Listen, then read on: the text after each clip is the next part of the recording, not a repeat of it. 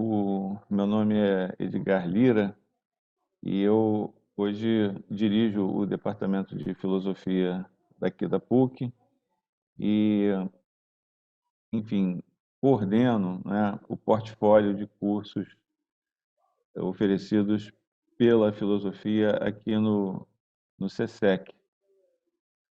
Esse, esse curso, né, que nós estamos oferecendo essa aula aberta hoje, foi um curso costurado durante muitos meses. A gente está sempre atento, né, a oportunidades, a possibilidade de fazer coisas legais, mas isso sempre depende da gente ter um plantel, quer dizer, de professores realmente habilitados, né, com conhecimento específico do assunto, para viabilizar o oferecimento, enfim, e garantir a qualidade, né, a qualidade PUC dos cursos. Eu estou muito satisfeito com a possibilidade de contar com os 4 colegas, né? Eu vou colocar pela ordem do oferecimento dos módulos. O professor Marcos Pinheiro vai falar 15 minutos do módulo dele, né, que vai falar do céu antigo.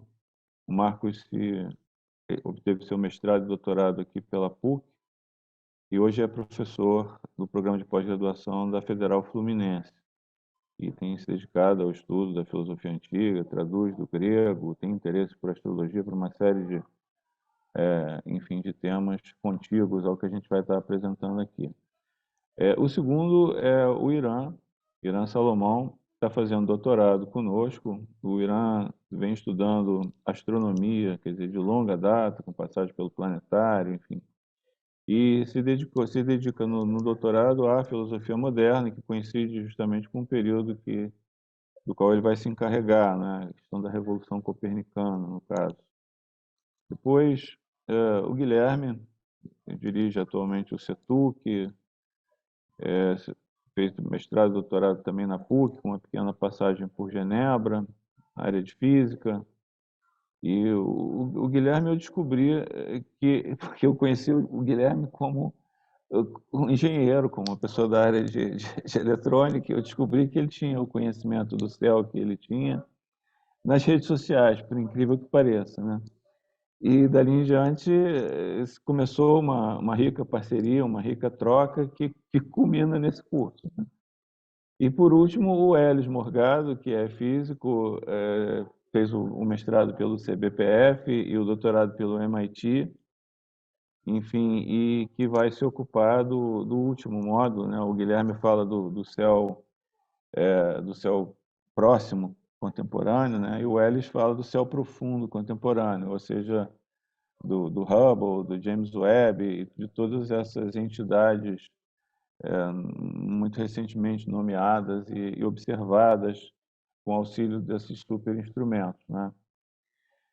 Então, esse é o nosso plantel de professores. Os cursos são oferecidos, como vocês já devem ter visto lá no site, em 4 módulos, que começam com 15 dias de diferença, um para o outro, né? Então, o primeiro, sob a responsabilidade do professor Marcos Pinheiro, começa no dia 24 de abril, depois o segundo, o Irã, no dia 8 de maio, e depois, no segundo semestre, o módulo do Guilherme Temporão e o módulo do Elis. Quem cursa 3 módulos obtém um certificado do curso. As pessoas podem optar por cursar apenas este ou aquele módulo. A gente pretende que o curso, né, que os 4 módulos, eles tenham uma unidade, quer dizer, a coisa foi pensada ao mesmo tempo de um modo flexível, cada módulo faz sentido sozinho, separadamente, né? Mas o grande barato, assim, para mim, desde o primeiro momento de engenharia desse oferecimento, quer dizer, estava na ideia de começar lá dos gregos e ir até o James Webb. Então, cada um desses módulos tem a sua primeira e a sua última aula com a presença de todos os 4 professores, além da minha, para que a gente, de alguma maneira, possa fazer essas conexões, né? Tá certo? Dar esse sentido de unidade àqueles que optarem, que gostarem do primeiro módulo, que fizerem o segundo, quiserem fazer os 4. Então, você estiver lá no terceiro módulo, que está sob responsabilidade do professor Guilherme Temporão, nós vamos dizer, vocês lembram lá da aula do professor Marcos, quando falava do almagesto, né, e tarará? Enfim, esse tipo de ir e vir, quer dizer, dentro do arco temporal, vai nos ajudar a manter o sentido de unidade, né? E, por fim, dizer que o que nos move a todos aqui é, no sentido de abrir esse espaço, né, de filosofar sobre o céu, é um fascínio mesmo que o céu, olhado para além dos lugares comuns, exerce sobre todos nós. Eu tenho um filho temporão, enfim, que está hoje com 16 anos, e eu guardo vivamente na memória uma conversa que eu tive com ele em Teresópolis, em que, enfim, eu num momento assim de inspiração, disse: você já pensou se nós estivéssemos dentro de um barco, né? E não tivesse terra à vista, nem a norte, nem a sul, nem a leste, nem a oeste, como é que nós nos orientaríamos, né? Ele é tudo água, pai, para a esquerda, para a direita, tudo água, né? Como é que nós nos orientaríamos, né? E disse: e a bússola? Tem a bússola, né? Eu falei assim: a bússola te dá a direção, mas não chega, né? E aí foi uma bela conversa entre pai e filho. Esse tipo de, digamos assim, paixão pelo mistério, pelo insondável, né? Pelo fato de que esse mesmo céu foi objeto de muitas observações, quer dizer, muitas razões de observação, quer dizer, e muitos modelos, né, construídos na linha do tempo, numa discussão que facilmente se perde quando a gente começa a discutir, enfim, a colocar questões aí de divergência, né? A gente perde de vista o fato de que isso é uma história muito, muito longa e muito cheia de caminhos, enfim. Então, também um propósito desse curso resgatar essa história, né? E abrir espaço para que nós possamos ir além do trivial e além do óbvio. A gente sempre espera que as discussões sejam pautadas por uma etiqueta, né? Pela escuta, cada um fala e é ouvido enquanto fala e depois cede a vez para as perguntas, etc. E aqui a gente já começa a pôr isso em prática. Eu vou passar a palavra agora imediatamente para o Marcos, né? Depois em seguida para o Irã, depois em seguida para o Guilherme e depois para o Elis. Cada um terá 15 minutos para falar brevemente do seu módulo. Todos prepararam as suas apresentações com auxílio de slides, né? E vocês vão anotando aquilo que vocês gostariam de colocar, e o chat está aberto, vocês podem ir colocando questões, observações no chat, e eu, ao final das 4 apresentações, eu vou fazer essa mediação. Eu agora vou me restringir ao papel de mediador, a bola passa a estar com os professores do curso, né, que oferecerão os módulos. Então, Marcos, eu te agradeço demais a presença. Se você quiser complementar a tua própria apresentação, o mesmo vale para os outros 3, e vamos à vida. Muito obrigado, Edgar. Obrigado, colegas, estarem aqui também, aceitarem essa jornada. A todos vocês que estão chegando aí, que bom que a gente está conseguindo um bom grupo nessa aula inicial. E a ideia hoje é passar para vocês, né, um pouquinho do que cada um de nós vamos fazer, né, cada um no seu módulo, né? Então, só repetindo o que o Edgar já apresentou, eu, o Irã, o Guilherme e o Elis, né, a gente, cada um vai ter um curso que demora que dura um semestre, né? E cada um com 15 semanas, né? Por volta de 15 semanas cada curso. E cada um é voltado a uma determinada filosofia do céu, se a gente pode chamar assim, né? A ideia do Edgar, eu fiquei muito feliz quando o Edgar me chamou e chamou a gente, fiquei muito feliz de conhecer melhor também os colegas, e a gente tem costurado, né, essas ideias aí já há alguns meses, né, pensando como que a gente vai. Então, eu vou começar a apresentar aqui a minha proposta, a minha parte do curso. Vocês estão conseguindo ver a minha projeção? Deixa eu ver se eu aperto aqui direitinho para ligar. Pronto, né? Então, Você não quer voltar para a Quero primeira? sim, tá aqui. Obrigado. Isso, me ajudem aí qualquer coisa. Então, o meu curso, né, vai ser um curso, a gente pode chamar de história da cosmologia, de história da ciência, de história do pensamento científico ou pré-científico, se vocês quiserem, mas vai ser um curso especialmente de filosofia também, no sentido de que a filosofia era a área do saber, né, digamos, se a gente pode chamar de área, que lidava explicitamente com a astronomia, ou com a cosmologia, ou com estudos sobre os céus, né?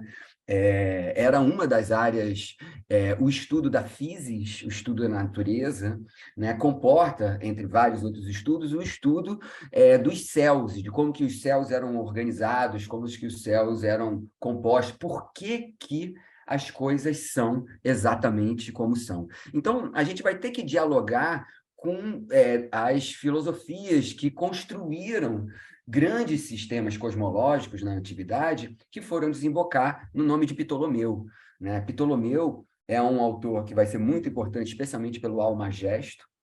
Almagesto é um livro fundamental, esse nome é árabe, né? Ele vai ser um capítulo importante, mas para a gente chegar na cosmologia, na concepção do cosmos do Ptolomeu, a gente vai trabalhar três escolas filosóficas que vão trabalhar especificamente o que é como que a estrutura do universo todo é construída.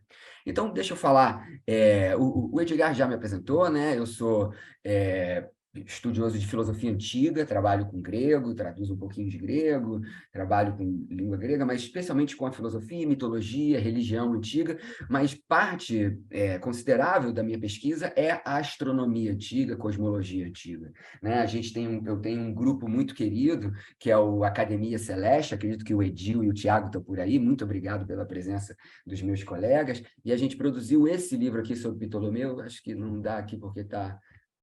Depois eu mostro para vocês, é um livro sobre um texto de Ptolomeu chamado Tetrabiblos, que o Ptolomeu tem, ao mesmo tempo, o texto dele de astronomia, que é o Almagesto, e tem o texto dele de astrologia, que é o Tetrabiblos. A gente trabalhou, eu e a Cristina, uma grande amiga minha, que faz parte da Academia Celeste, e a gente trabalhou, e nesse livro, né, eu apresento as três cosmologias básicas da antiguidade que fundam a cosmologia do Ptolomeu. Mas a nossa pergunta fundamental, a pergunta filosófica do curso, eu acredito que de alguma maneira para todos os 4 cursos aqui, provém desse espanto com o céu. A palavra talma, que eu coloquei aqui em grego, acho que vocês conseguem ver o meu mouse também passando, não consegue? A palavra talma, em grego, ela quer dizer, ao mesmo tempo, espanto e admiração, né?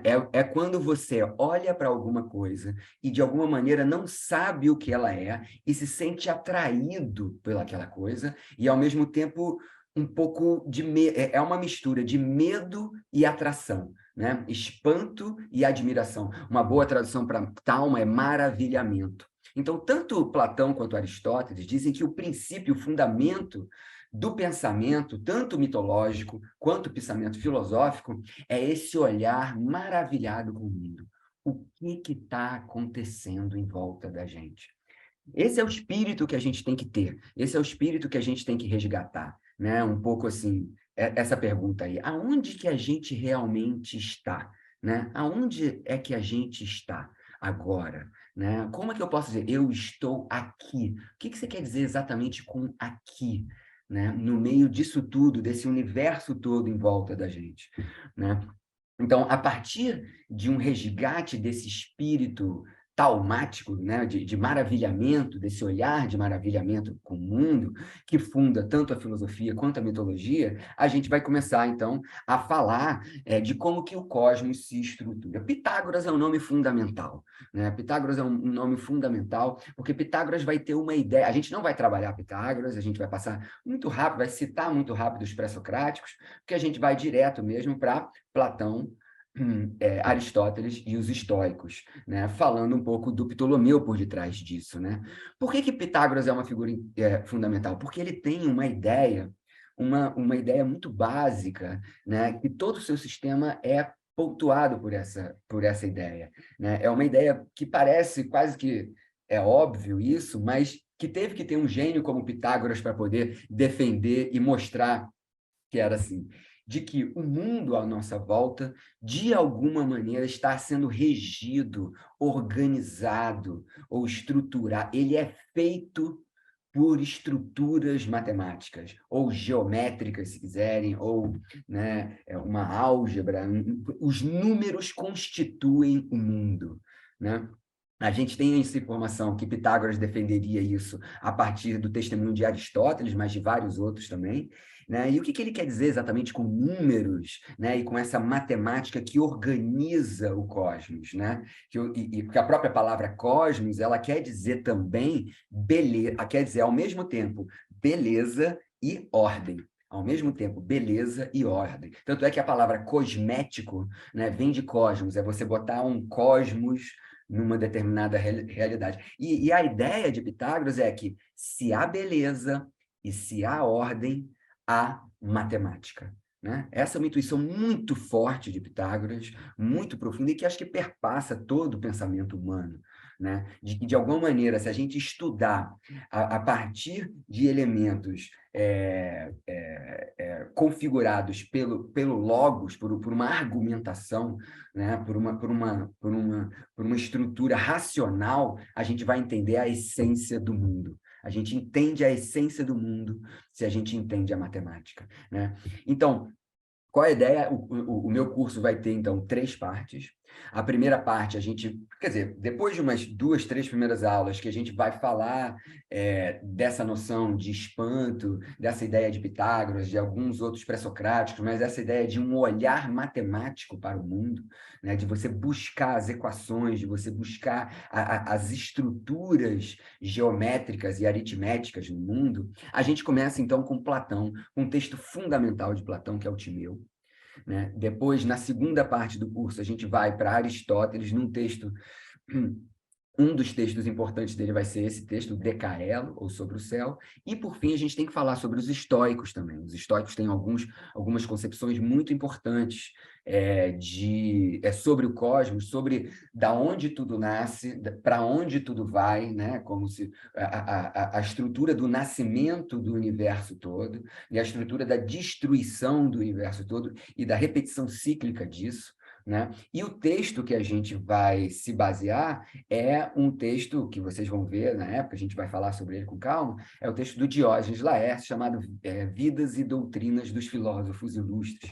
Mas vamos lá, só falar rapidinho, né, porque os outros professores ainda têm que falar, a gente vai, então, trabalhar, em primeiro lugar, o Timeu. O Timeu não sei se vocês conhecem o quadro do Da Vinci, né? Da Vinci, agora me deu um branco, que tem o Platão segurando o Timeu no meio e apontando para cima, e o Aristóteles segurando a Ética e apontando para baixo. O Timeu de Platão foi o diálogo mais importante em toda a Idade Média, o diálogo de Platão mais importante. É nele que Platão apresenta a sua estrutura do universo, como que o universo é feito, né? Do que ele é composto, né? Ele explica, né? Isso a gente vai trabalhar, isso o Guilherme vai trabalhar mais profundamente do que eu, né? Guilherme é o professor que vai trabalhar sobre o céu próximo da gente, né? Mas eu também vou precisar desses dados, né? Que é a eclíptica e o equador celeste. A gente vai pensar o universo geocentricamente. A Terra estaria no centro do universo. A gente vai ter que partir desse princípio. Né? E Platão, no Timeu, então, coloca esse demiurgo, né, como o termo diz aqui, é o nome que Platão dá para o Deus dele, é um artesão universal que, contemplando as formas eternas, ele molda o universo como um oleiro, né? Oleiro, aquele que mexe com barro, a partir de uma matéria-prima fundamental. Então, a gente tem pelo menos esses 3 elementos básicos, né, na composição do universo de Platão.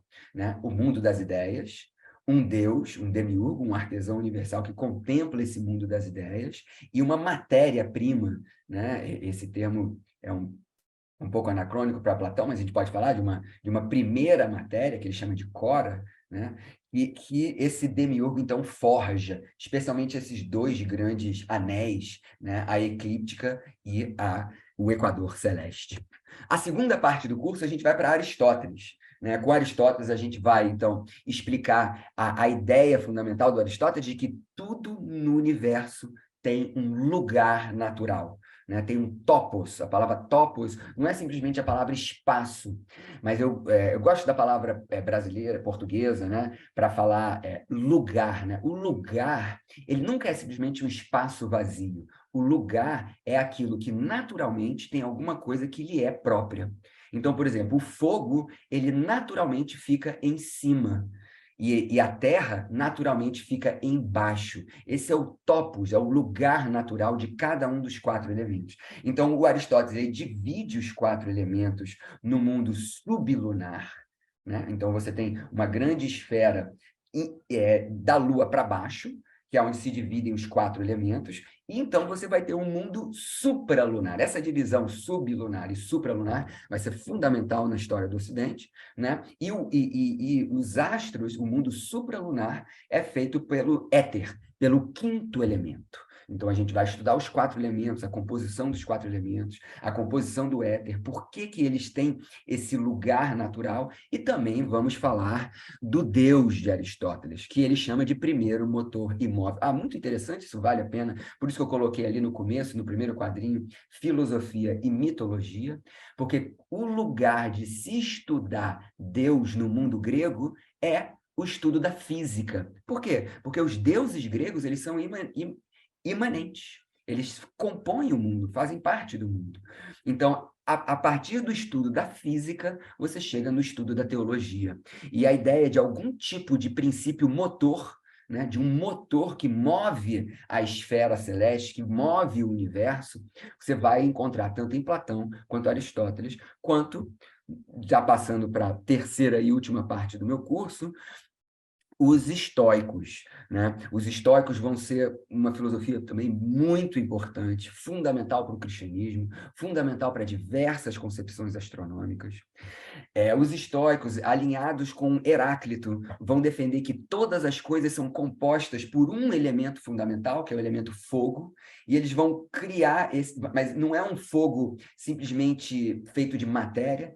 Nesse fogo e em toda a matéria, e isso eles estão junto com Spinoza, a matéria é também divina. Deus e matéria são 2 aspectos da mesma coisa, da substância universal. Deus está na matéria, e a matéria está sempre em Deus. Por isso que eles criam esse termo, pirtechnikon, né, que vai dar o termo pirotécnico. Pirtechnikon, técnico é um artífice, é um artesão que veio do fogo. Os estoicos também vão defender a causalidade universal. Todas as coisas estão completamente encadeadas por uma lei de causalidade, né? Então, nada acontece por acaso. Tudo que acontece, acontece porque teve uma causa anterior que a determina. Portanto, a lei da causalidade universal, que tá intimamente ligado com essa ideia de que tudo é feito de fogo, né, vai fazer com que os estoicos defendam o total determinismo de toda a realidade. Está tudo determinado pelo destino. Né? E a liberdade humana, ela se torna muito mais da ordem de aceitar um fato que é totalmente determinado, que é o destino. Né?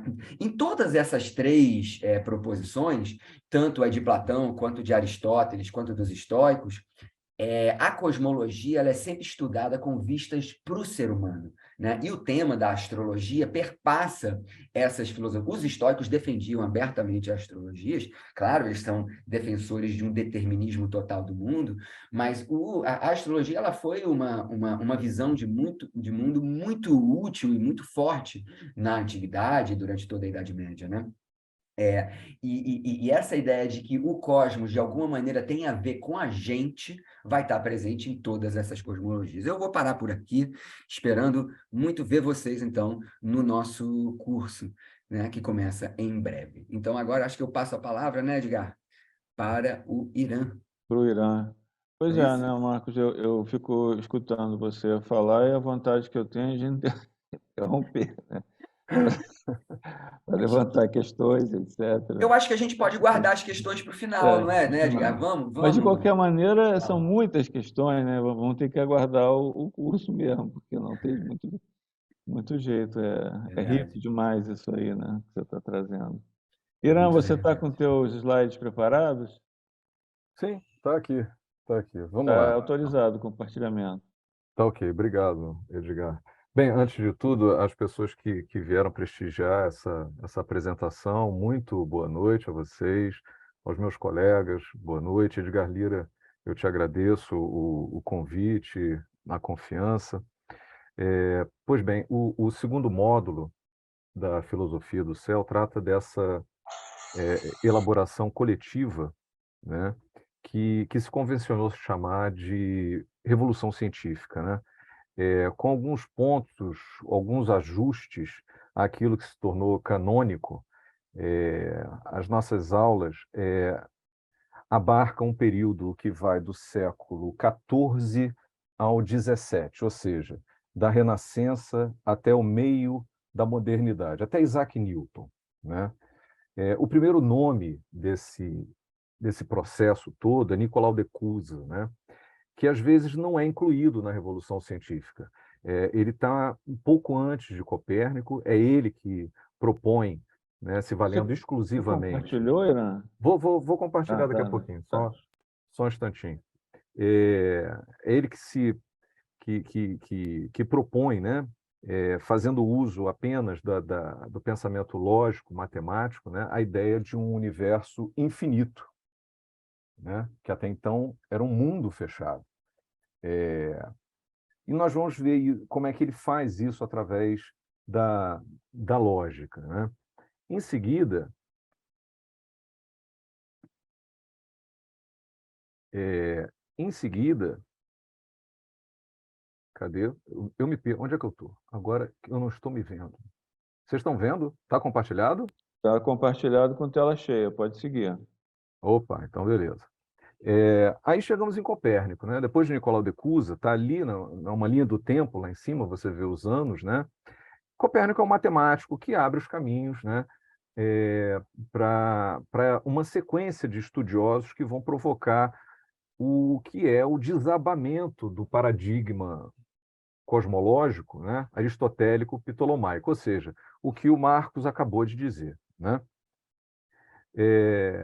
Desde a antiguidade ainda vigorava esse modelo. E olha quanto tempo perpassa, né? Sem grandes mudanças, sem significativas mudanças. E, ao mesmo tempo, sem a capacidade de responder adequadamente sobre, por exemplo, o movimento dos planetas, ou, por exemplo, quando acontecem os equinócios, os solstícios, né? E Copérnico, sem ser exatamente o que a gente entende por um revolucionário, propõe o heliocentrismo, né? E abre a porteira para um momento que aí sim é revolucionário na compreensão do cosmos, né? Depois de Copérnico, o primeiro copernicano legítimo e com muita ênfase é Giordano Bruno, né? Na obra de Giordano Bruno, nós encontramos uma evidente influência tanto de Nicolau de Cusa quanto do próprio Copérnico, né? Para e passo, ele faz contundentes ataques ao pensamento aristotélico. Ele debocha do pensamento aristotélico, que é o estofo do pensamento, é onde Ptolomeu se apoia, né? Então, ele está fazendo um ataque claro ao sistema ptolomaico, né? Giordano Bruno, nós sabemos, né, pagou caro, não só por isso, né, não, mas por outras questões religiosas, tal. Pois bem, olhando esse slide aí que vocês estão vendo, vocês percebem um aglomerado, né, dos nomes mais icônicos da Revolução Científica depois de Copérnico. Isso tanto por mérito da Revolução dos Orbes Celestes, do Copérnico, que foi uma obra muito pouco lida, né, muito pouco discutida, mas também um mérito do próprio cenário no qual nós nos encontramos, né? O contexto. Basta a gente lembrar que, em 1450, surge a imprensa. Então, nós temos mais comunicação, né? A Europa já é mais citadina nesse período, né? Mais urbano, o mundo intelectual, aí de longa data, já fala latim. Tudo isso permite uma melhor difusão do conhecimento, né? O trabalho do estudioso, eu estou aqui evitando a palavra cientista, né? Porque é o momento que vai surgir a ciência moderna e tal, não é mais um trabalho isolado, né? O empenho é um empenho coletivo, o que hoje nós entendemos como comunidade científica, né? Aí está se formando essa coligação, né? Essa comunicação, né? O que você está vendo aí é o surgimento do que a gente chama de ciência moderna, né? É uma das características dessa ciência moderna é justamente a troca, a divulgação, né? A transmissão. Deixa eu ver se eu passo. Cadê o que eu passo? Opa, passei. Passei? Passei, né? Sim, Pois passou bem, sim. então, durante um tempo, nós temos, como vocês estão vendo aí, os dois paradigmas convivendo, né? Nas universidades você tinha tanto o ensino do modelo ptolomaico quanto do copernicano, para não falar de Tycho Brahe, que não aceita nenhum nem outro, né? Ele próprio, que foi um grande observador da modernidade, ele foi o que Hiparco foi para a antiguidade, Tycho Brahe foi para a modernidade, né? Ele tem o seu modelo, que não obedece nem ao antigo, nem à proposta de Copérnico, né? Ele foi patrão e foi amigo de Kepler, né? É, era um grande amigo, e Kepler foi um herdeiro, de certa forma, do trabalho de Tycho Brahe, né?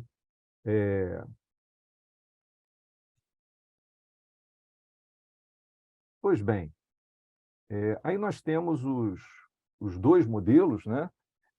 E a primeira coisa que nós devemos pensar é que a mudança não se restringe ao posicionamento do Sol e da Terra, de um modelo geocêntrico para um modelo heliocêntrico, né? Uma observação aqui que eu acho sempre interessante se fazer. Efetivamente, a proposta copernicana não coloca o Sol no exato centro do sistema, nosso sistema, né? São detalhes aí que, quando a gente vai lendo Copérnico, a gente vai vendo que não é bem como a gente ficou entendendo, né? Mas se fosse só essa mudança, já seria, claro, uma enorme vertigem, né? Não só porque implica que a Terra tenha movimento, o que é algo absolutamente incrível, literalmente, né? Ele é alvo de deboche, escárnio, e não é à toa que é impactante, né? Freud vai apontar Copérnico como a primeira grande ferida narcísica, né? Afinal de contas, nós fomos parar numa periferia, né? Mas só essa mudança da posição da Terra com o Sol tem grandes implicações, né? Então, nós temos um desmonte, peça por peça, do modelo antigo. Basta lembrar de Kepler, né, que descobre que as órbitas dos planetas, né, não são circunferências perfeitas, né, que eram um pressuposto do pensamento aristotélico, né, como o Marcos falou. Para Aristóteles, o cosmo é dividido entre supralunar e sublunar, né? E o supralunar ele é eterno, ele é imutável e, pela essência do éter, né, se move em circunferências perfeitas, né? Enquanto você está atrelado a essa concepção, você tem um problema. É o caso de Copérnico. Copérnico foi uma dificuldade que ele encarou, né? Ele era um escolástico, né? Tinha sua deferência à autoridade de Aristóteles, teve que lidar com isso, né? E não teve exatamente um sucesso, né? Ele não conseguiu limpar, deixar o cosmo sem os arremedos, sem as soluções mal ajambradas, muitas vezes, né? Para encaixar aquilo que se via com aquilo que foi proposto inicialmente por Aristóteles, né? Voltando ao slide dos três tipos aqui, né?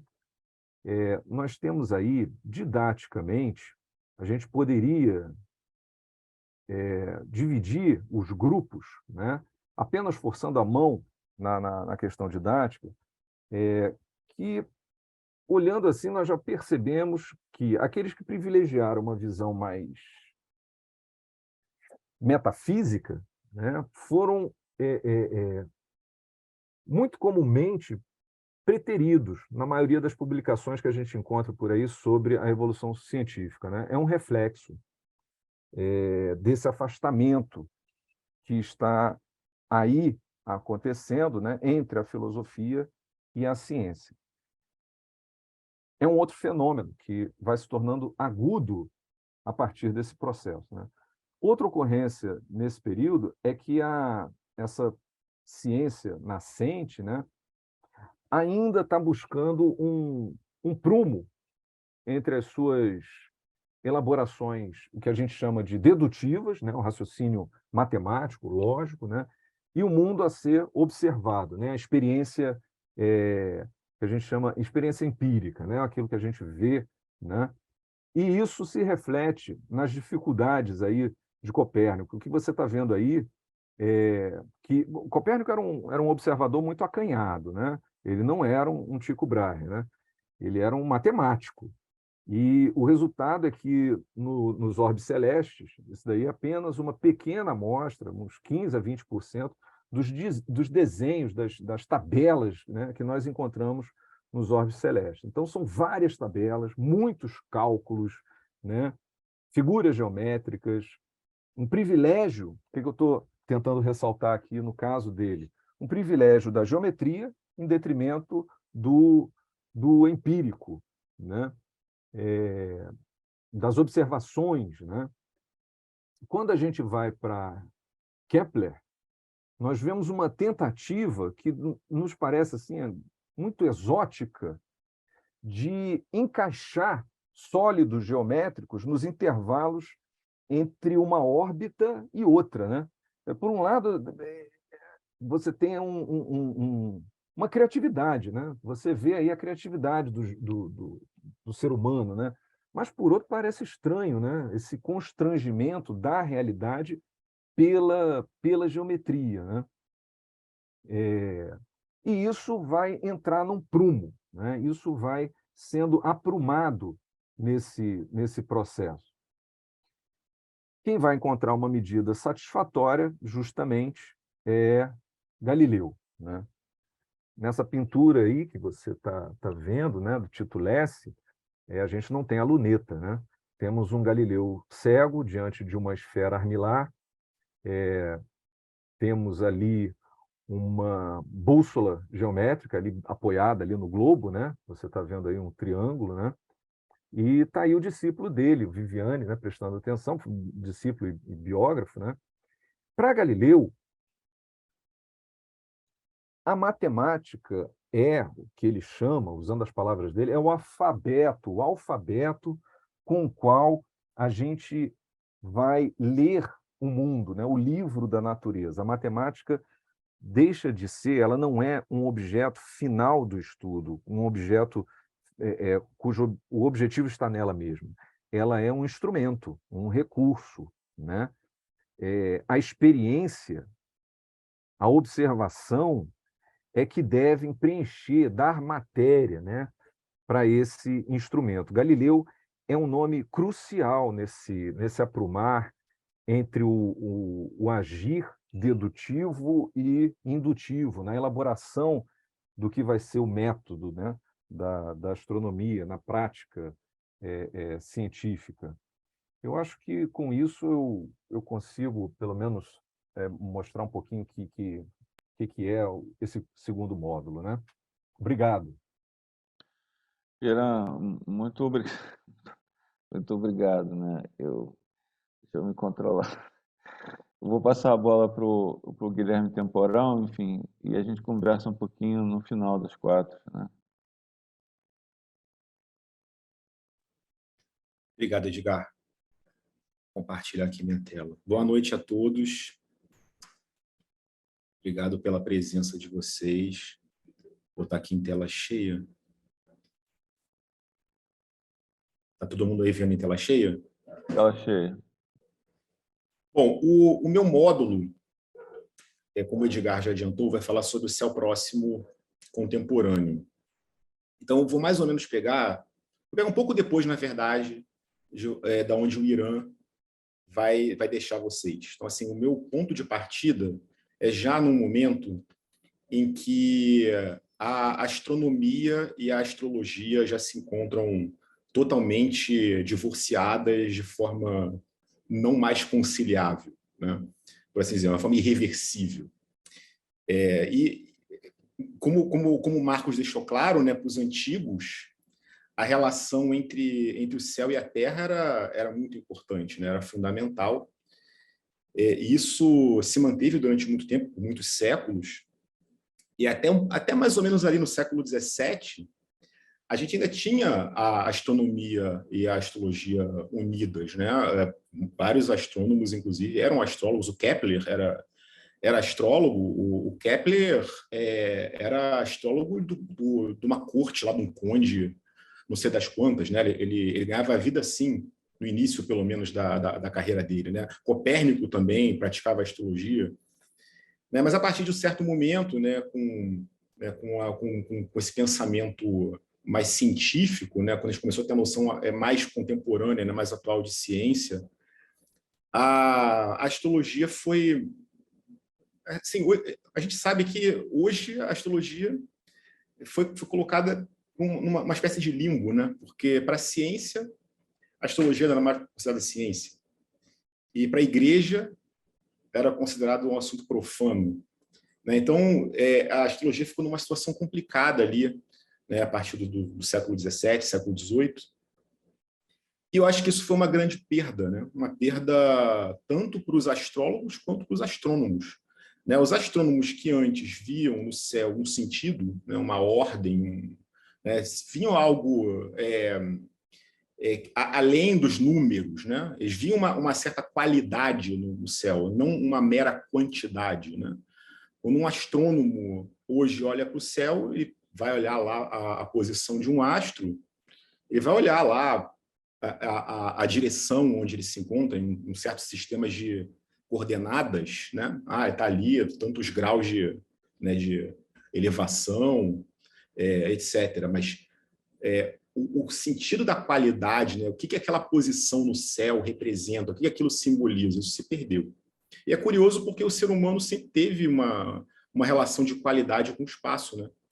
Tem algumas coisas que são curiosas. Por exemplo, você pega qualquer grande empresa, né, que tem um prédio, né, com a sede, é muito comum a diretoria estar no último andar. Isso não é por acaso, né? Você tem essa noção de hierarquia, a gente fala até hoje, né? Você está no lugar mais alto da hierarquia ou mais baixo da hierarquia. A própria linguagem denuncia uma atribuição de qualidade ao espaço, né? Isso se perdeu. E eu acho que os astrólogos também perderam, porque os astrólogos continuam vendo essa relação de importância, né? Um certo sentido no que acontece com o céu, uma relação entre o que acontece no céu e o que acontece na Terra, porque, aliás, esse é o objeto de estudo da astrologia, né? O estudo dessa relação, mas os astrólogos pararam de olhar para o céu, né? Esse espanto que o Marcos falou, né, que o ser humano tinha naquela época de olhar o céu estava ali, né? Não tinha como não olhar para o céu, era impossível. Hoje em dia está todo mundo olhando para o celular dentro de casa, né? Mesmo que a gente queira olhar para o céu, com a poluição visual que a gente tem hoje nas grandes cidades, é muito difícil, né? Então, isso se perdeu dos dois lados, né? Então, o objetivo desse módulo, de certa forma, é tentar reaproximar a astrologia da astronomia, ou seja, tentar olhar para o céu usando as duas perspectivas de uma maneira sem nenhum viés, né, assim, de um lado para o outro, mas tentar juntar as duas visões e mostrar de que forma a astronomia pode ajudar a astrologia e vice-versa. E evitar certos tipos de vergonha que, por exemplo, eu vou começar falando dos astrônomos, né? Evitar certos tipos de vergonha que os astrônomos às vezes passam, quando a gente vê notícias desse tipo, que são notícias que volta e meia aparecem, tá? Isso aí, de tempos em tempos, as redações dos jornais e das revistas reciclam esse tipo de coisa, né? Aparece assim, tipo, signos estão todos errados, né? Segundo novos cálculos que foram feitos no século II a.C., né? Novos cálculos.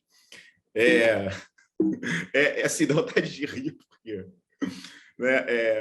Entenda por que seu signo e horóscopo estão errados. Isso tá vendo? É capa de revista, né? Tem a capa da revista Veja falando que, mais uma vez, a astronomia demole as crenças astrológicas. Isso é tudo fake news, né? Não tem nada de novidade. Isso aí, né, é o grande problema da precessão dos equinócios. Os gregos já sabiam disso. E às vezes aparece algo explícito, né? Astrônomo explica por que seu signo provavelmente está errado. Né? Aqui mesmo, no Rio, a gente tem o planetário aqui na Gávea, e até pouco tempo atrás, eu não sei como é que está hoje, tinha uma exposição que dizia mais ou menos isso: vem aqui e descubra o seu verdadeiro signo. Né? Que não tem nada a ver. Né? O conceito de signo é completamente diferente do conceito de constelação, mas o que acontece? Né? Às vezes,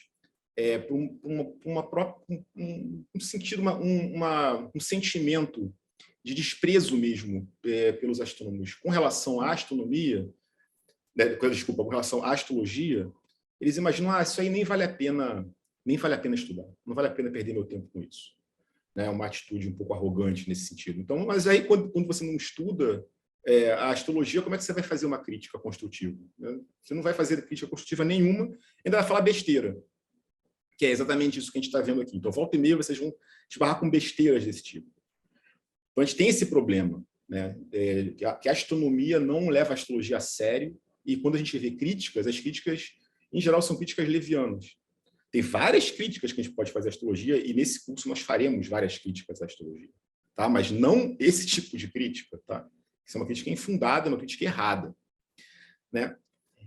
E, por outro lado, estou colocando aqui, isso aí seria o mapa, né, o mapa astral, né, a carta astrológica, mais ou menos de agora. Tá? Eu previ que eu estaria falando isso mais ou menos às 8 horas.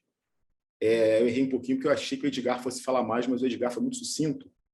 Então, assim, isso aí seria o mapa de daqui a mais ou menos 15 minutos.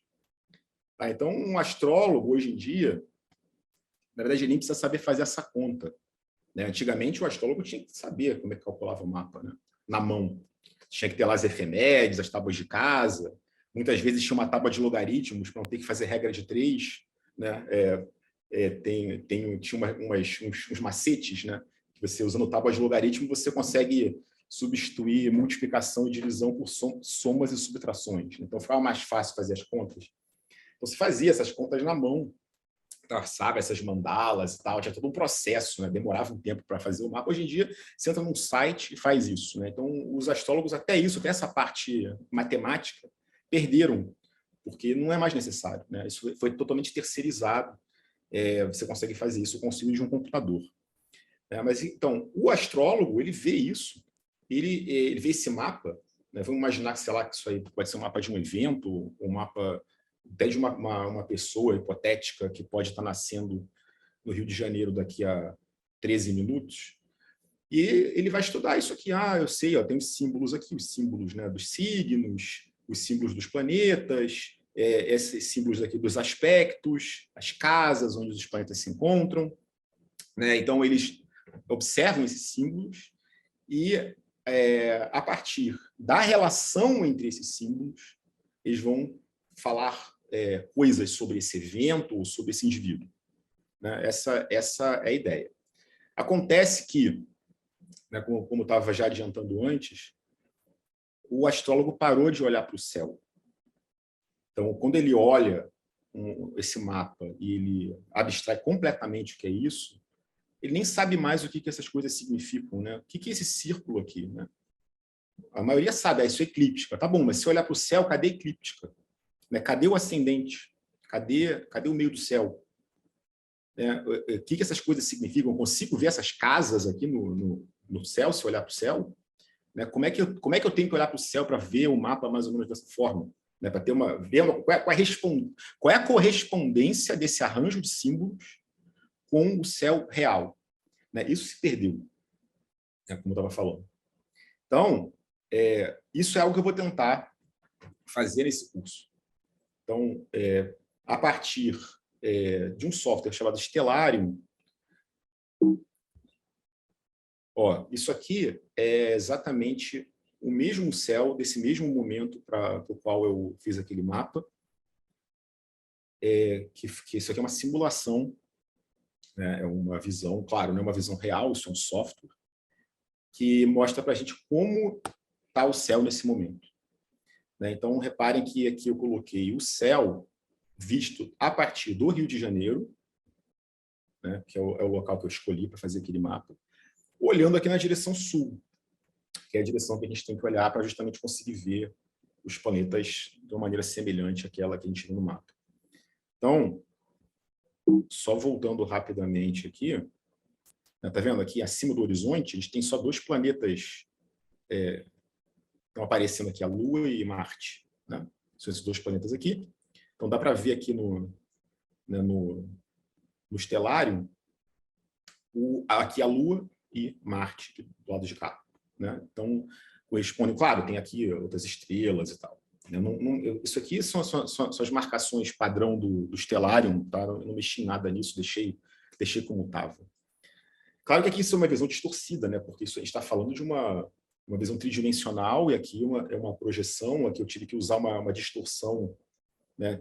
Mais ou menos como aquelas lentes que a gente usa para, como é que se diz, olho mágico, né? Quando você quer ver quem está do outro lado de uma porta, né? Que você tem aquelas lentes que ampliam o campo de visão.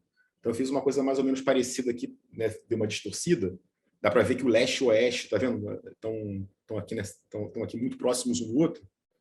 Né? A gente sabe que eles estão em direções opostas. Então, só para vocês conseguirem ter uma noção, né?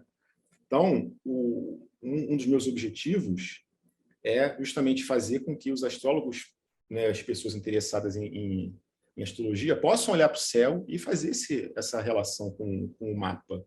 Né? Então, por exemplo, aqui, a gente pode traçar a eclíptica e traçar aqui o meridiano local, né, o meridiano exatamente está passando pelo Rio de Janeiro. A gente vai ver aqui alguns pontos que aparecem no mapa, né, o ascendente, o meio do céu, né, e como que esses planetas vão aparecer marcados na eclíptica. Dá para ver, inclusive, que eles não estão exatamente em cima da eclíptica, né, estão longe, porque aquele mapa é uma projeção. Então, um dos objetivos desse curso vai ser esse, né, vai ser pegar essa linguagem simbólica ali do mapa, mapa astrológico, e trazer de volta para a realidade. Tá? Mas o que isso aqui corresponde na realidade? Tem várias coisas que próprios fenômenos astronômicos podem ajudar a gente a entender aqueles símbolos, né? O porquê daqueles símbolos serem do jeito que eles são. E vou discutir algumas coisas que podem parecer técnicas, mas que não são óbvias, né? Mas, tipo, tá bom, eu tenho aqui um mapa, né? Esse aqui é um mapa. Então, tá bom. Então, existe uma teoria lá astrológica para interpretar esse mapa, né? Então, teoricamente, os astrólogos podem se entender. Você pode dar esse mapa para diferentes astrólogos que eles vão chegar a conclusões semelhantes. Né? Bom, isso é falso, por vários motivos, mas tem motivos do próprio conceito dos símbolos, né? O que o símbolo significa, que às vezes que um astrólogo acha que aquele símbolo tem um significado, o outro astrólogo tem outro significado, que isso já é um problema, mas tem problemas mais graves ainda. Só para dar um exemplo, né? Isso que vocês estão vendo aqui, esse mapa que eu botei para vocês, usa um sistema de casas que foi, hoje em dia, quase todo mundo usa, que é o sistema de Plácidos, mas que não é unânime entre os astrólogos. Né? Tem muitos astrólogos, inclusive, que estão resgatando as raízes já da astrologia antiga e estão usando divisão em casas por signos inteiros, que dizem era o sistema de casas que o próprio Ptolomeu usava. Né? Há controvérsias, porque a leitura do Tetrabiblos também não é tão simples assim. Temos, felizmente, um especialista em Tetrabiblos aqui com a gente, que é o Marcos Reis. Pode ajudar a gente a desvendar esses mistérios. Mas, quando você muda o sistema de casas, os planetas mudam de casa. Por exemplo, a Lua aqui está na casa 11, e aqui nesse outro mapa, usando signos inteiros, ela cai na casa 12. Então, por isso vocês já veem que é muito mais complicado do que parece. Tá? Então, isso é uma outra coisa que a gente vai tentar discutir. Observe o seguinte, eu não vou trazer solução para nada, tá, gente? Eu só vou trazer problemas. Eu vou trazer vários problemas para a gente discutir. Dificilmente vou conseguir resolver algum, mas é importante só chamar atenção para esses problemas. Então, só para finalizar, quais são os tópicos importantes, né, para esse curso? Primeiro, estabelecer ou restabelecer um diálogo entre a astronomia e a astrologia. Então, eu sou uma pessoa que está bem no meio, tá? Eu não sou nem astrônomo, nem astrólogo, né? Então, eu estou aqui fazendo uma ponte entre esses dois lados, uma mediação entre esses dois lados, e eu acho que você pode enriquecer a astronomia através da astrologia e também o caminho oposto. Então, esse eu acho que é o nosso objetivo principal, né? Traçar essa relação entre astronomia e astrologia, essa visão, né, com as duas perspectivas. Então, do ponto de vista astronômico, compreender a esfera celeste, agora já de um ponto de vista heliocêntrico, mas mantendo o referencial na Terra, que é o referencial usado para fazer o mapa astrológico. Então, ou seja, aparentemente a gente está usando o modelo ptolomaico geocêntrico, mas não, é uma mera escolha de referencial, a gente tem essa liberdade, né, de escolher um referencial terrestre. Não, os movimentos diurnos, ou seja, os movimentos que estão relacionados ao movimento de rotação da Terra em torno do eixo, e os movimentos anuais dos objetos celestes, né? Estudar os planetas, objetos, né? Quando eu digo objetos, asteroides, cometas, enfim, né? E fenômenos do céu próximo, eclipses, enfim, a própria precessão dos equinócios, né? As estações do ano, coisas que têm a ver com, né, com a Terra em si, com o que a gente pode observar no céu próximo, compreender essas correspondências entre os símbolos do horóscopo e o céu real. O certo seria ter escrito tentar compreender. Tem certas coisas que são bem difíceis de compreender, né? Mas a gente vai fazer um esforço de compreensão dessas correspondências. Construir uma crítica construtiva à astrologia. Vocês vão ver que tem várias críticas que se aplicam à astrologia, não aquelas ridículas que eu mostrei no início, né, de que os signos estão errados. Isso é um argumento totalmente estapafúrdio. Mas existem diversas críticas que a gente pode fazer, sim.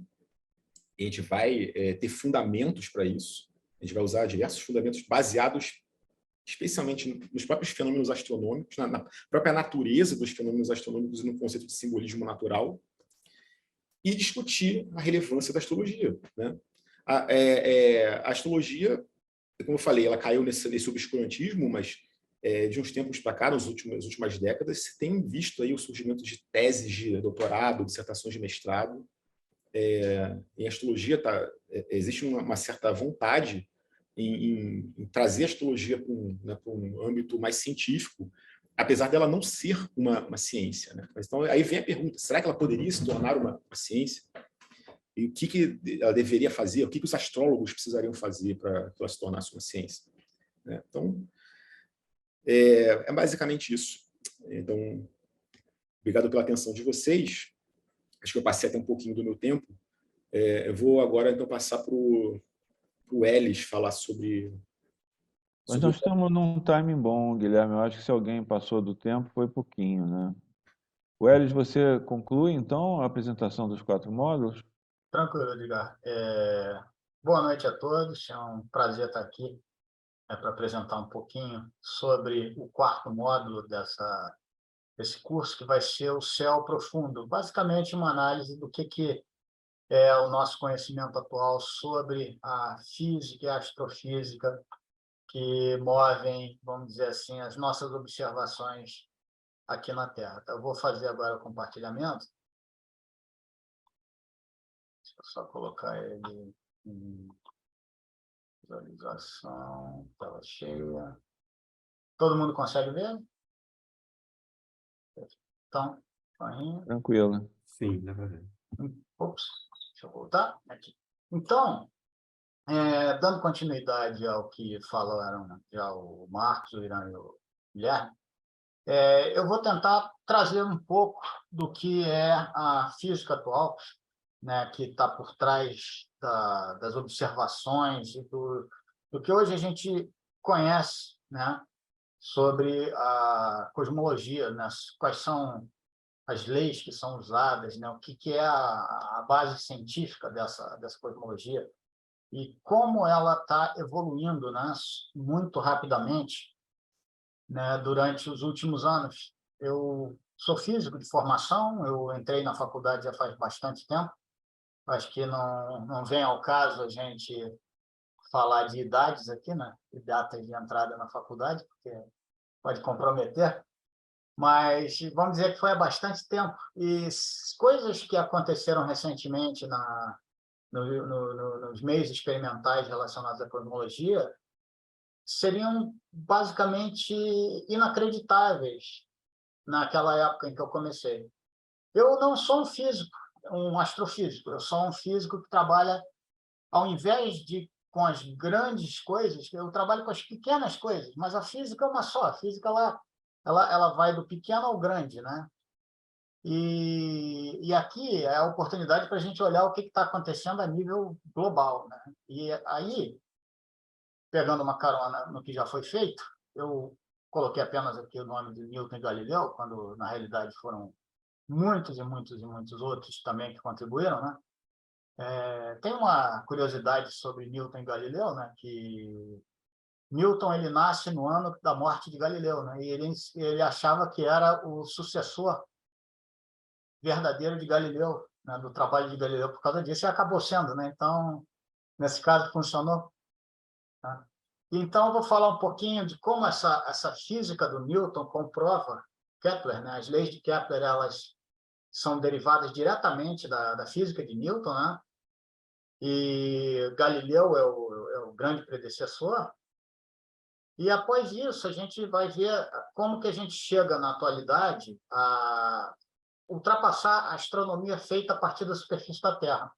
A astronomia ela sempre foi praticada a partir da superfície da Terra, em que os astrônomos eles faziam observações não só usando telescópios com luz visível, né, que é a luz que a gente consegue enxergar, mas também utilizando outras formas da radiação eletromagnética, né? Por exemplo, ondas invisíveis para nossa visão, mas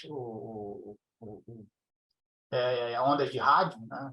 É possível você observar o universo em ondas de rádio, você vai ver coisas diferentes. É como um inseto observa, por exemplo, uma flor. A maneira como o olho humano observa uma flor é completamente diferente de como uma abelha observa uma flor. A abelha observa a flor com uma riqueza de detalhes que os nossos olhos não conseguem captar. Então, essas outras formas da radiação que eram observadas permitiram você conhecer muita coisa sobre o universo. Por exemplo, conhecer as composições químicas de estrelas, das atmosferas dos outros planetas, etc. Alguns deles têm atmosfera, alguns astros não têm, tipo a Lua, mas Marte tem, Vênus tem. Então, isso era possível de ser conhecido aqui na Terra sem que você tivesse que mandar, por exemplo, uma nave para lá para poder olhar. E, a partir de um certo ponto, a influência da atmosfera acaba sendo muito complicada, né? Porque ela influencia de maneiras complexas a observação, por exemplo, a distorção do caminho luminoso, né? Então, até pela questão de diferentes temperaturas que a atmosfera está exibindo, né? Então, o raio luminoso ele é distorcido, as observações nunca são muito exatas, a luminosidade é absorvida, né? Tem certos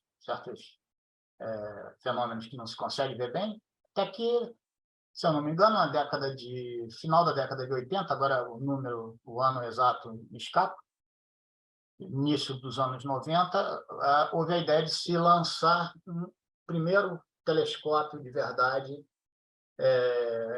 fora da atmosfera, né? Para orbitar a Terra, que foi o telescópio Hubble, um instrumento de precisão muito grande, mas quando ele foi lançado com um defeito, né?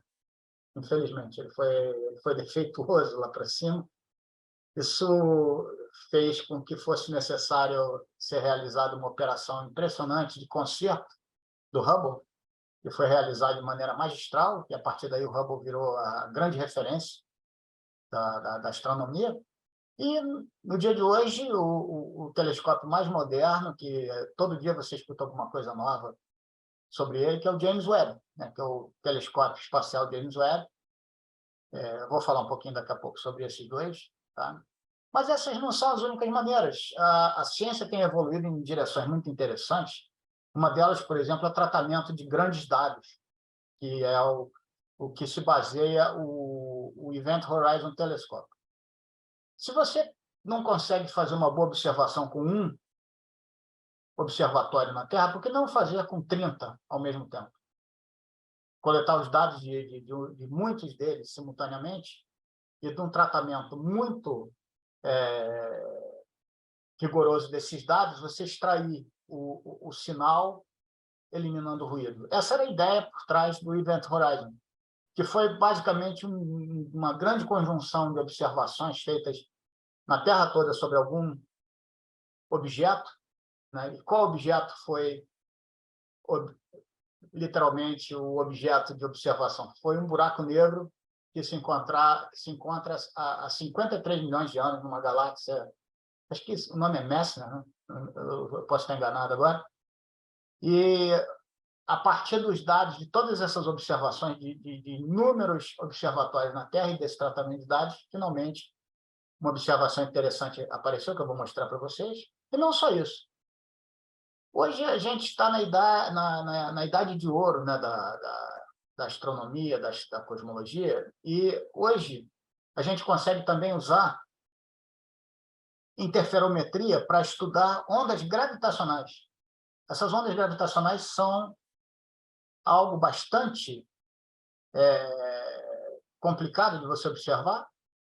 Não é nada, nenhum meio material que vibra, não é uma onda eletromagnética que vibra, é o próprio espaço-tempo. Você pode imaginar, por exemplo, você está boiando no mar, quando a onda passa por você, você sobe e desce sem ter que fazer nenhum esforço.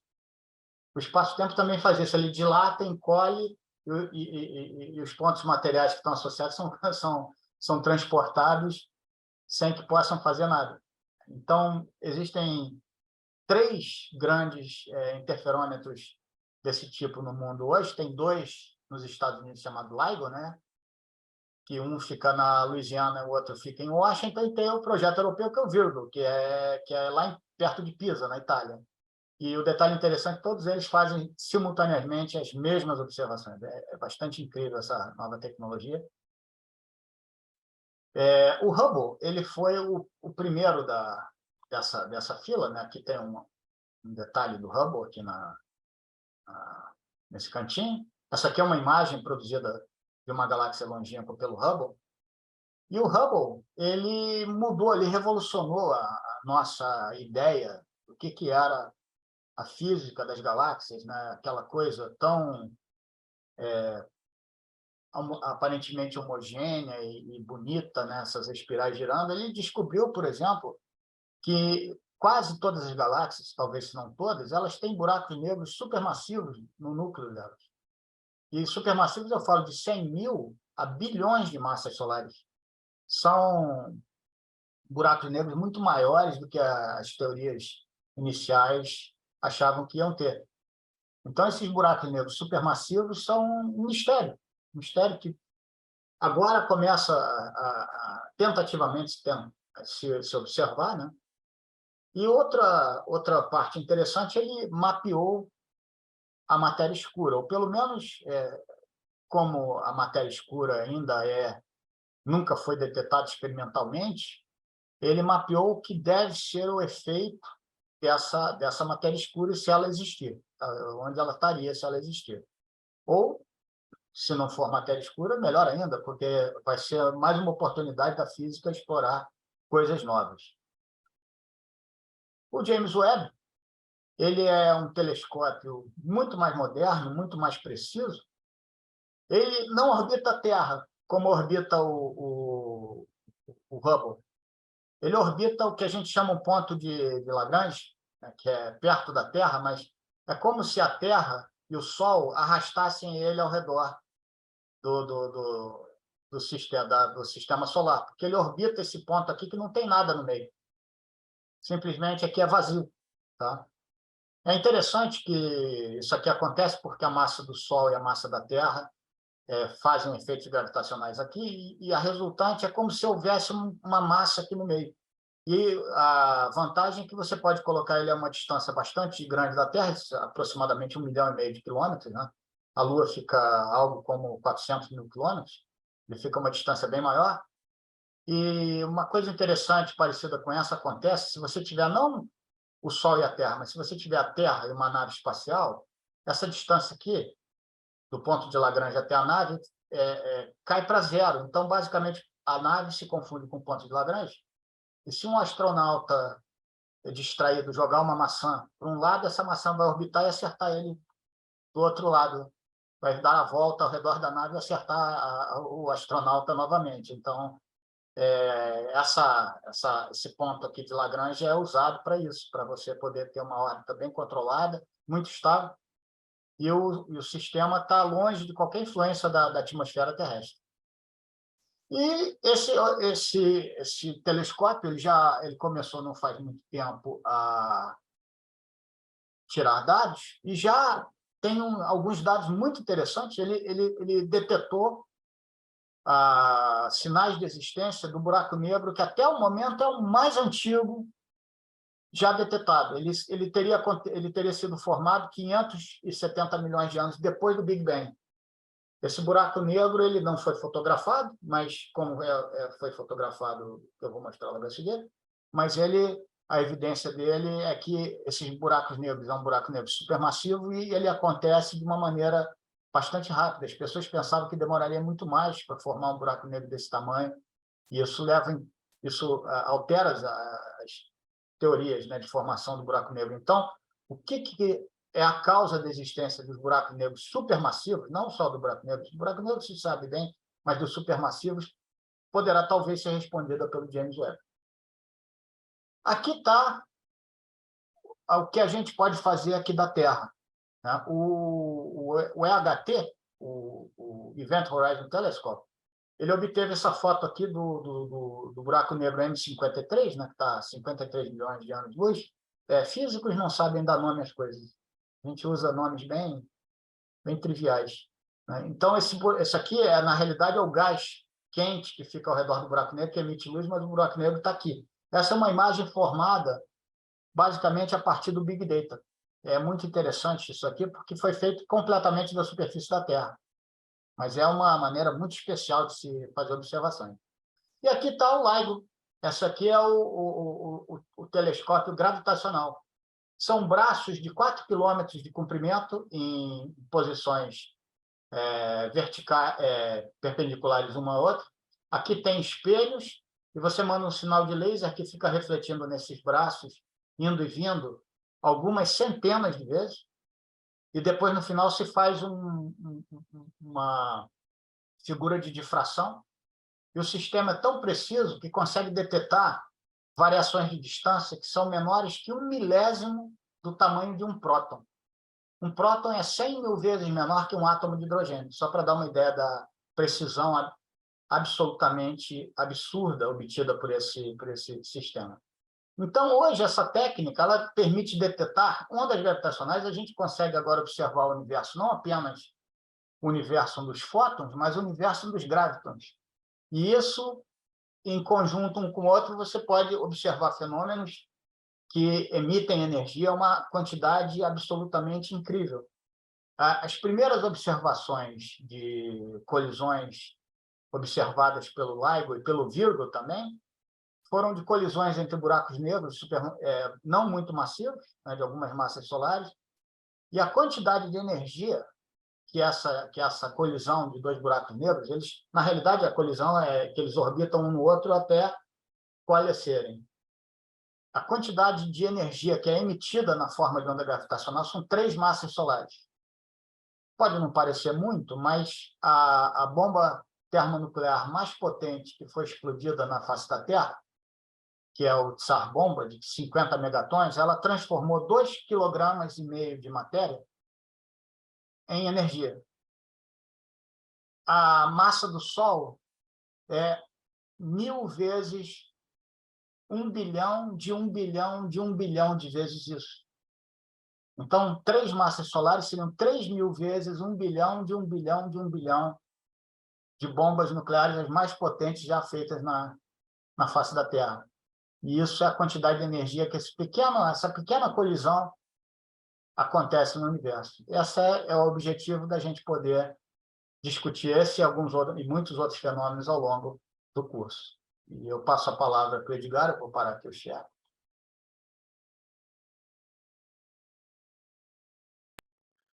Obrigado, Elis. Uma das coisas que a gente vai poder fazer, não é, dentro da nossa proposta, e como eu dizia lá no início, né, na apresentação, cada primeira e última aula dos 4 módulos terá a presença dos 4 professores e mais a minha, né? Então, nós poderemos, por exemplo, fechar o círculo e colocar o Elis para conversar com os pitagóricos ou com os estoicos do Marcos. Vai ser uma boa salada, né? Ver o que vai sair daí, né? O sistema de casas de regiomontanos ou plásticos temporão com o Tycho Brahe e suas... então, eu acho que eu estou entusiasmadíssimo com essa proposta, com a possibilidade da gente explorar esses mistérios, essa coisa inesgotável, né? Que eu acho que essa apresentação sumária conta, né? Do tal Madsen ao qual o Marcos se referia lá no início. Eu pedi ao pessoal do apoio que nos esclareça sobre o registro, né? Mas o João Marcelo já esclareceu que o Zoom registra a presença de todos, então vocês não precisam se preocupar com isso, quer dizer, aqueles que se logaram estão registrados no sistema, não precisam mandar e-mail, quer dizer, nem nada. E eu, então, gostaria de perguntar se vocês têm questões, né? A gente teria aí uns 10, 20 minutinhos, né, para poder conversar um pouco. Pediria que colocassem no site. Só estou vendo comentários aqui, agradecimentos. Agora a Ivanete diz: obrigado a todos os professores pela apresentação do programa de Filosofia do Céu, pela exposição dos propostas de cada módulo, tudo muito rico e interessante. É mais ou menos como eu penso, Ivanete, mas eu sou suspeito para falar, né? Enfim. Eu só queria, então, para provocar um pouco, já que não tem nenhuma pergunta no chat, você falou disso sem falar, né, Welles? A noção de observação mudou muito, né? Tem observação e tem observação. A própria questão da medida na mecânica quântica, ela é um dos pontos cruciais que mostra a falta de entendimento que a gente tem até hoje ainda sobre o que é realmente o ato de medir, né? Na mecânica quântica, você tem 2 maneiras de você observar a evolução de um sistema. Uma é você deixar o sistema evoluir, outra é você fazer uma medida. E os resultados são muito diferentes, dependendo do ponto de vista. Mas, no caso específico aqui do que a gente está falando, observação antiga tinha uma necessidade de você ter um observador humano por trás de um sistema que, até algum tempo atrás, era bastante, não primitivo, né? Mas um sistema, vamos dizer, pouco comparável tecnologicamente ao que a gente tem hoje.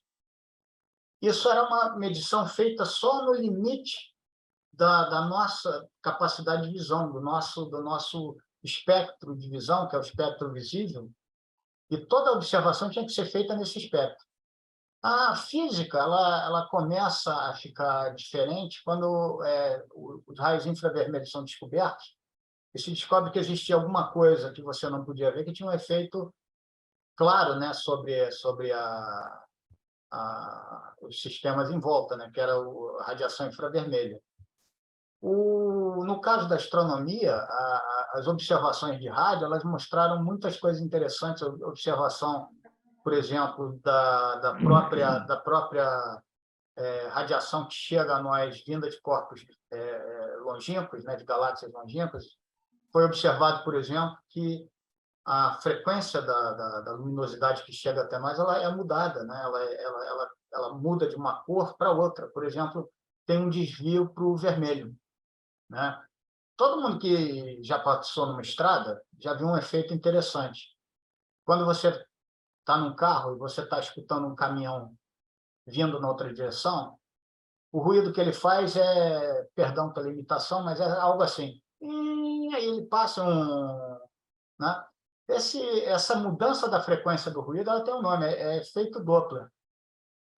E isso também acontece para a radiação eletromagnética, para fótons, né? Para as partículas de luz. E foi observada essa mudança. Isso foi uma revolução na física, porque começaram a reparar que quanto mais distante, mais mudado era a frequência. Então, essa observação que não dá para fazer a olho nu foi uma revolução, né? que é o desvio para o vermelho, né? Que mostra que as galáxias estão se afastando.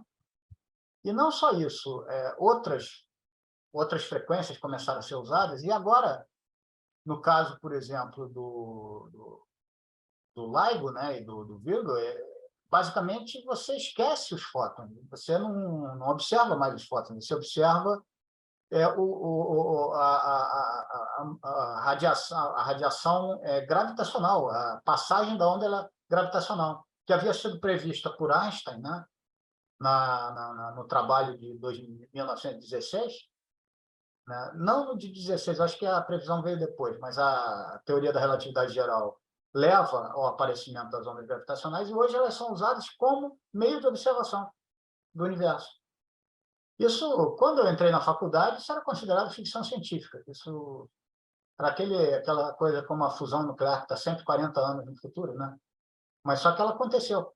Ela aconteceu, já até deram um prêmio Nobel recentemente, acho que em 2018 ou 2019, o Kip Thorne, o pessoal que descobriu, que fez a teoria, conseguiu fazer. Então, hoje, observação é muito diferente. A gente, para observar ondas gravitacionais, você tem que ter uma precisão na leitura de dados em que distâncias da ordem de 1 milésimo de um núcleo atômico são o que faz a diferença entre o sinal e o ruído. Então, isso é algo que é muito surpreendente, que tecnologicamente se consegue fazer isso. Basicamente, todos os detetores hoje já detectaram um monte de colisões espaciais, não foi só a primeira, não.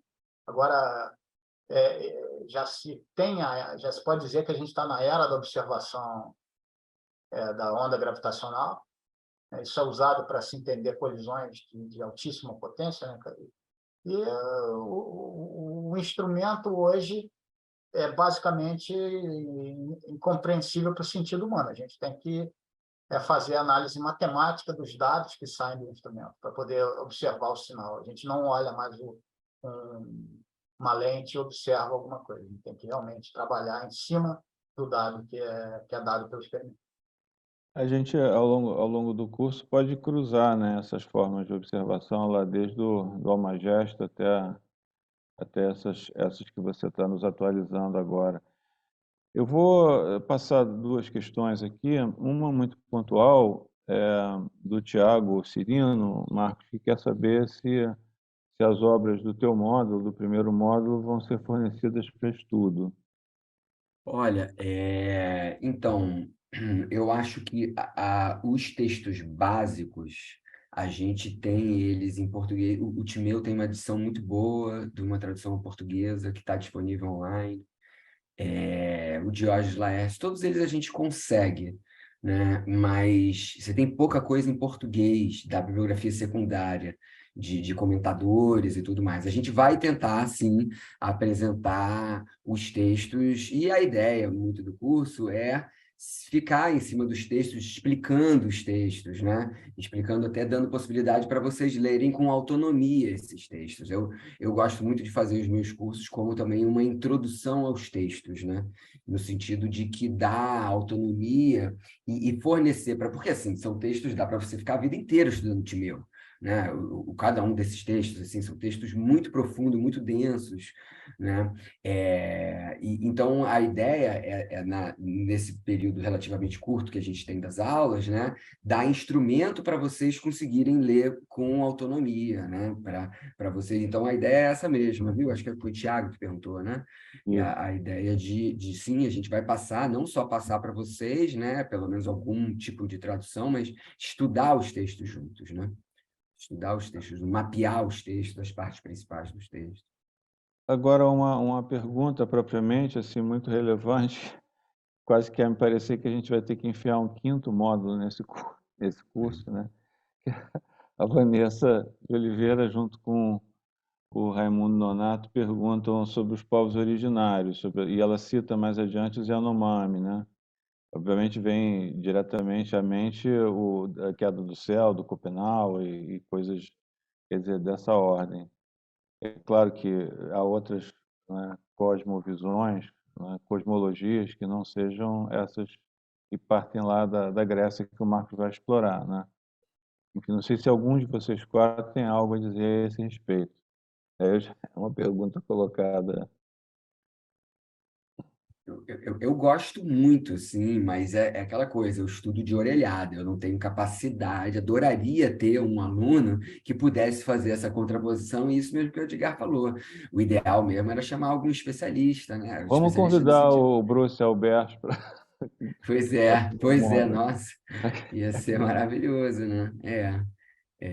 Enfim, você mesmo, Vanessa, se você participar do curso, ia ser uma maravilha poder ter alguém que tenha... Eu tenho minhas leituras, mas são leituras diletantes, né? Eu faço pontuações, assim, mas muito diletantes, né? Não é uma coisa A que eu gente estudei. precisa arranjar alguém que tenha a dizer sobre essas cosmologias, ou cosmovisões, enfim, não sei nem como chamar, alguma coisa de tanta qualidade de investigação como vocês têm nos nichos específicos, né? Mas está aceita a provocação, viu, Vanessa? Super aceita, porque eu mesmo tenho um verdadeiro fascínio assim, por isso.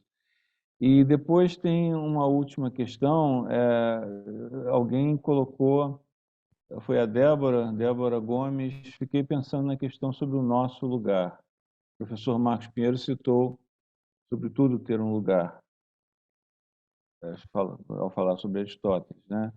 Se estamos num lugar, consideramos matéria, se Deus é matéria, posso definir uma ligação entre Deus, enfim, e o humano. Então, acho que ah, ela está levantando uma série de associações, né? Não sei se você gostaria de partir daí e comentar, Marco.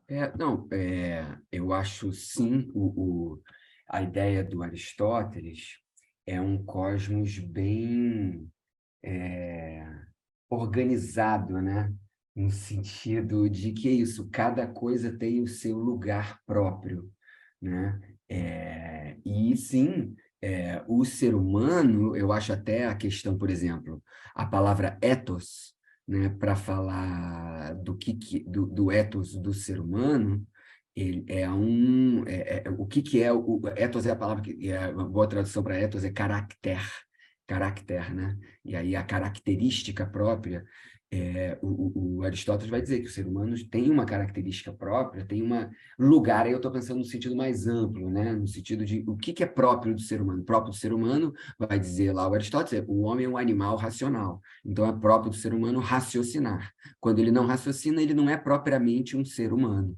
Né? Ele é menos ou mais do que um ser humano. Enfim, estou tentando dialogar com você aqui, viu, Débora? Agora, uma coisa interessante, para os estoicos,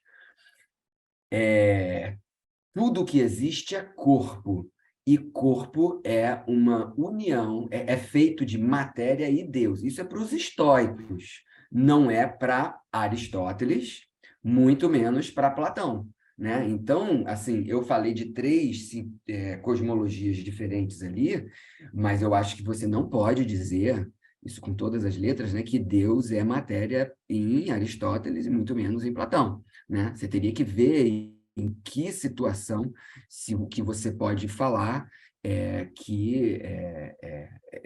para os estoicos, o universo inteiro é a divindade. E, nesse sentido, cada uma das partes do universo é uma parte de Deus.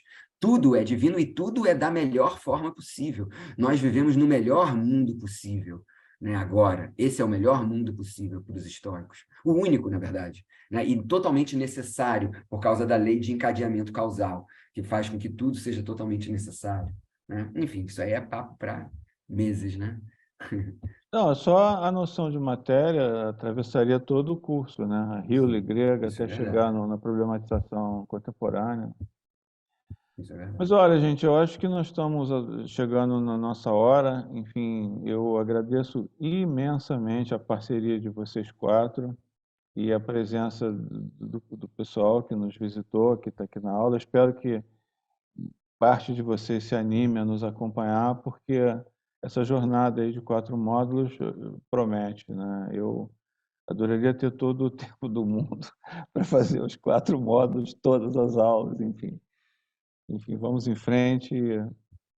Me despeço e um grande abraço. Agradeço aí também a Edgar, agradeço a todo mundo, ao Irã, ao Welles, ao E Guilherme. se o Irã, Guilherme e o Hélio Querem quiserem falar dar alguma uma coisa? palavrinha de despedida, fiquem à vontade. Só agradecer, muito obrigado, Edgar, foi ótimo, foi muito bom escutar Marcos, Guilherme, Welles, sempre é muito intrigante, né? Essa troca é muito bacana, eu só tenho a agradecer. Gostaria também de agradecer. Perdão, Guilherme. Vai. Não, fala, já Não, pode falar, pode falar. Não, então, também a mesma coisa, só queria agradecer a presença de todos. Também tenho essa visão de que esse programa vai ser muito legal e eu vou tentar assistir todas as aulas de vocês três, porque eu quero fazer os cursos de vocês três, certamente. Isso aí, gente. Obrigado. Mas é dizer que hoje ficou pronta a edição de um videozinho de 7 minutos com nós 5 falando, cada um pouquinho, né? Que vai para as redes sociais. É um resuminho, resumido mesmo, disso que nós apresentamos aqui hoje. Tá bom? Abraço grande, gente. Vamos descansar. Muito obrigado. Até logo. Logo, um abraço. Tchau, tchau. Boa noite. Tchau, gente. Boa noite. Boa noite.